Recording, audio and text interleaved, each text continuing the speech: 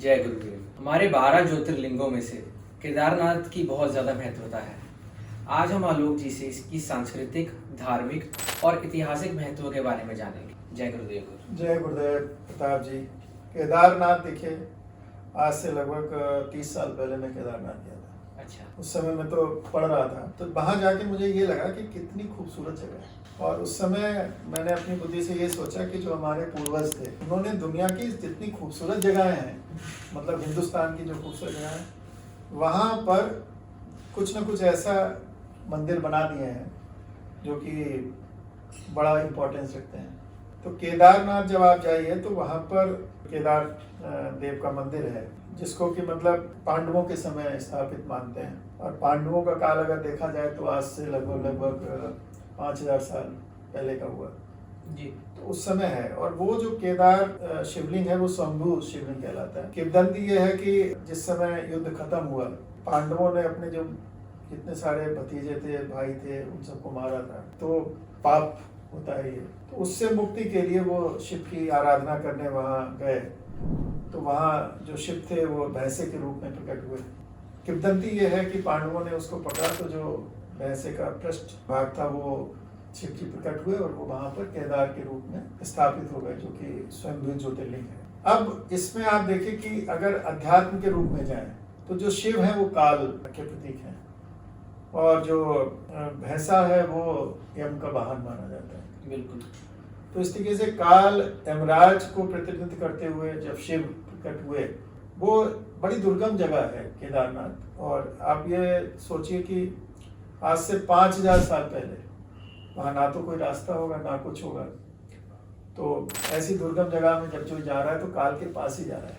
और जो वहाँ स्वरूप भी है ज्योतिर्लिंग का, वो भी देखने में बिल्कुल इसी प्रकार का लगता है जैसे कि बड़ा ही स्वयंभू शिवलिंग है। चारों तरफ से अगर आप देखिएगा तो वहाँ केदार में छोटी छोटी सी धाराएं निकल रही हैं, और वहीं से ये नदी बन के अलकनंदा नदी निकलती है। तो बड़ा खूबसूरत दृश्य था। और ये पंच केदार, आसपास जो 5 शिवलिंग है वो पंच केदार के नाम से फेमस है।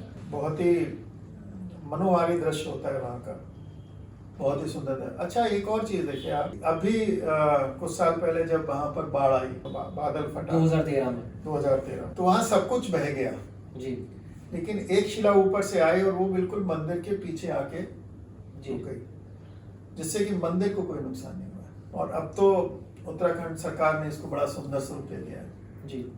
तो वो भी ये कहता है कि जो शक्तिपीठ है तो वहाँ पर बहुत सारी शक्तियाँ निवास करती हैं, और वो कोशिश करती हैं कि किसी भी शक्तिपीठ का बहुत ज़्यादा नुकसान नहीं हो। तो शंकराचार्य जी भी केदारनाथ के साथ जुड़े हुए हैं, तो उसके बारे में अगर आप हमारे दर्शकों को कुछ बता सकें। देखिए, शंकराचार्य जी ने का जो योगदान था वो मठों की स्थापना है, और उन्होंने जैसे बद्रीनाथ का मठ था वो स्थापित किया। अब बद्रीनाथ की जो यात्रा है वो केदारनाथ की अगर आप यात्रा नहीं करते तो पूरी नहीं मानी जाती है। तो इस तरीके से शंकराचार्य जी का जो मठ था, बद्री मठ था, उसमें बहुत बड़ा योगदान था।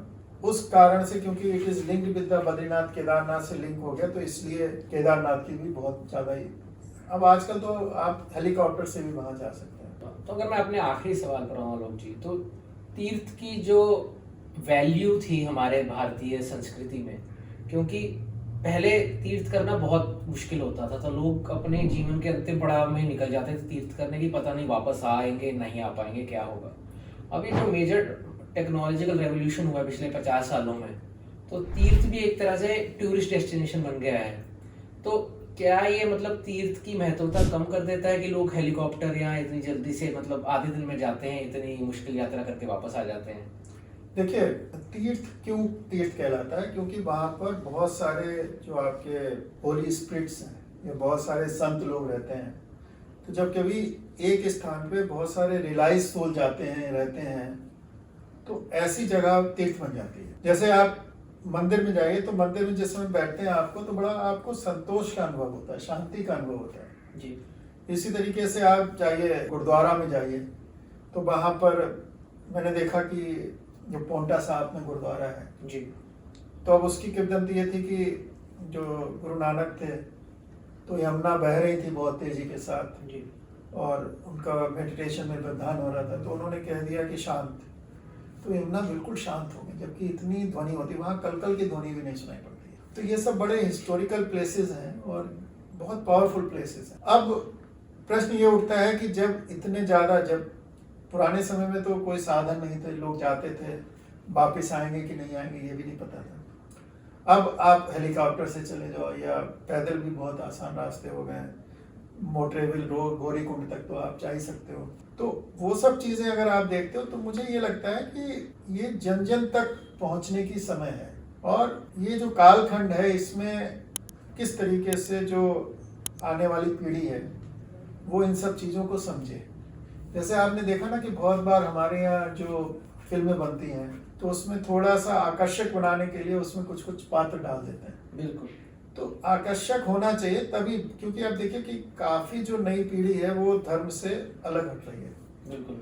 तो अगर सुविधाएं होंगी, वहाँ जाएंगे, उन चीज़ों को समझेंगे, तो फिर धीरे धीरे उसका उन पर भरोसा बढ़ेगा और विश्वास बढ़ेगा। देखिए जो आजकल डिप्रेशन की प्रॉब्लम आ रही है वो क्यों है? क्योंकि जो युवा है उसको रिलीजन लॉजिकल नहीं लगता है, जबकि जो रिलीजन है वो बना ही इसलिए था कि बहुत सारी आपको बाधाओं से परे रखता है, बहुत सारी मानसिक समस्याओं से परे रखता है जी। आप जो कुछ कर रहे हो उसमें आपने कह दिया कि यार भगवान की मर्जी है, तो देखने में सरल लगता है, लेकिन this is a very good escape from your problems. Exactly. तो वो सब चीज़ें करने के लिए मुझे लगता है ये बड़ा अच्छा प्रयास है कि हमारे जो तीर्थ स्थल हैं इनको टूरिस्ट प्लेसेस के हिसाब से डेवलप किया जाए, जिससे कि अधिक से अधिक वहाँ लोग पहुँच पाएँ और उसके बारे में समझें, कौतूहल होगा, उत्सुकता होगी तो पढ़ेंगे भी जी। और फिर जब इस चीज़ सबको पढ़ते हैं, महसूस करते हैं तो फ़ायदा होता है। और सबसे बड़ी चीज़ है इंडिया में तो बहुत पोटेंशियल है। बिल्कुल। अगर हम देखा जाए हमारी जो अर्थव्यवस्था है इसमें जो टूरिज्म है वो इतना कंट्रीब्यूट कर सकता है कि हम नंबर 1 की अर्थव्यवस्था हो सकते हैं। जी। तो हमारी जीडीपी में बहुत कंट्रीब्यूशन हो सकता है। तो केदारनाथ, बद्रीनाथ, क्योंकि मोटरेविल रोड बन रही है, सो फ्यूचर में देखा जाए तो हमारी जीडीपी में बहुत कंट्रीब्यूट करेगा। ठीक है, चलिए आलोक जी, केदारनाथ के बारे में बताने के लिए बहुत बहुत धन्यवाद। आपको फिर याद करेंगे। Thank you. जय गुरुदेव। जय गुरुदेव। अगर आपको हमारा चैनल अच्छा लगा तो इसको प्लीज़ लाइक और सब्सक्राइब कीजिए। जय गुरुदेव।